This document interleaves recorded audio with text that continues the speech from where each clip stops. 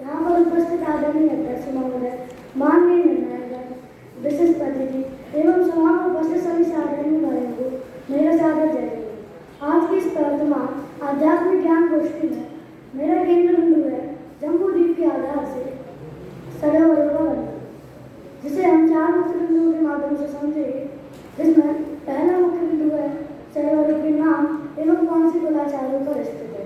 दूसरा, सरोवरों की लंबाई, चौड़ाई व गहराई का वर्णन। तीसरा, सरोवर पर स्थित कमलों का वर्णन। और चौथा, उन कमलों पर निवास करने वाली 6 देवियों का वर्णन, जिसमें से हम हमारे प्रथम मुख्य बिंदु की ओर बढ़ते हुए उसे समझेंगे, जिसे बताते हुए आचार्य उमा स्वामी अपने ग्रंथ तत्वार्थ सूत्र में लिखते हैं, पद्म महापद्म तेज के श्री महापुंडरीका हृदय स्तेषा महापुंडरीका पुंडरीका हृदय स्तेषा मुकरी। उसका अर्थ कुछ इस प्रकार है, पद्म महापद्म तेज के श्री महापुंडरीका पुंडरीका, ये 6 प्रकार के सरोवर है। और उसके बाद आचार्य उमा स्वामी कुलाचारों के नाम बताते हुए लिखते हैं, पूर्व पर तदी वाजिना पूर्व पर आता हिम्मत महाहिम्मत विसर्ग नहीं रुकने शीघ्र वर्ष धर परता। अर्थात इसका अर्थ कुछ इस प्रकार है, इन 7 क्षेत्रों का प्रभाव करने वाले पूर्व से पश्चिम तक लंबे हिम्मत महाहिम्मत विसर्ग नील रुक्मी सिगरी, ये 6 प्रकार के पर्वत होते हैं।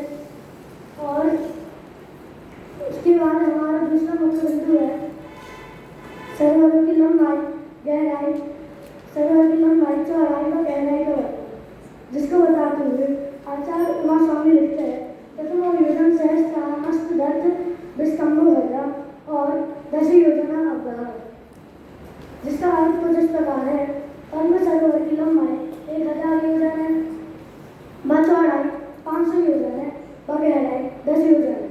इसी प्रकार इनकी दुगनी होते जाती है। उसके बाद उसकी दुगनी तो वापस आधा होते जाता है। जैसे पद्म की 1000, उसके बाद उसकी दुगनी हुई 2000, उसके बाद उसकी दुगनी हुई 4000, उसके बाद वापस बहुत से नीचे जाती है।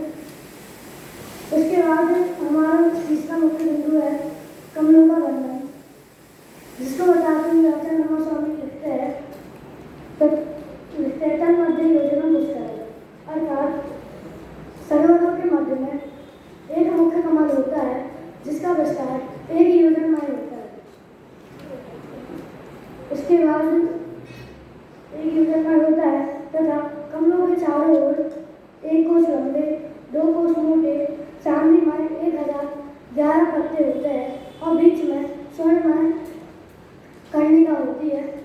उसके बाद जो कमल की नाल होती है वो 42 कोस ऊंची होती है और उसमें से 40 कोस पानी के अंदर होती है, जल के अंदर होती है, और 2 कोस जल के बाहर होती है। उसके बाद जैसे उसका सरोवरों का हुआ था, उसका डबल होकर वो कम होते जाता है। वैसे ही कमल का भी होता है कि पहले 1 योजन विस्तार था, उसके बाद 2 योजन हुआ, उसके बाद उसका 4 योजन हुआ, उसके बाद वापस 4 योजन होगा, 2 योजन होगा और 1 योजन होगा। उसके बाद हमारा आखिरी एवं अंतिम मुख्य बिंदु है सरोवरों के उन कमलों पर स्थित 6 देवियों का विशेष वर्णन, जिसको बताते हुए आचार्य उमा स्वामी अपने ग्रंथ में तत्वार्थ सूत्र के 3 अध्याय में लिखते हैं, तन्निवासिनो देव्या श्री गिरी कीर्ति बुद्धि लक्ष्मी पल्लवम स्थितिया पल्लवम स्तया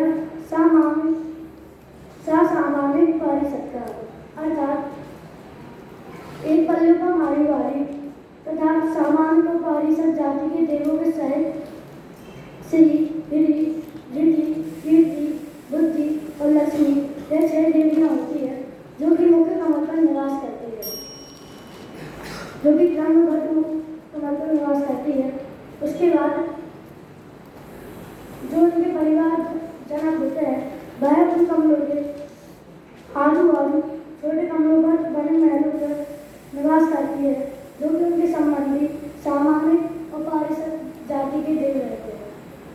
और इसी के साथ मैं आपको कहना चाहूँगा कि हम भी जैन धर्म का सच्चा तत्ववाद समझकर उसके अच्छे पाठक और सच्चे पाठक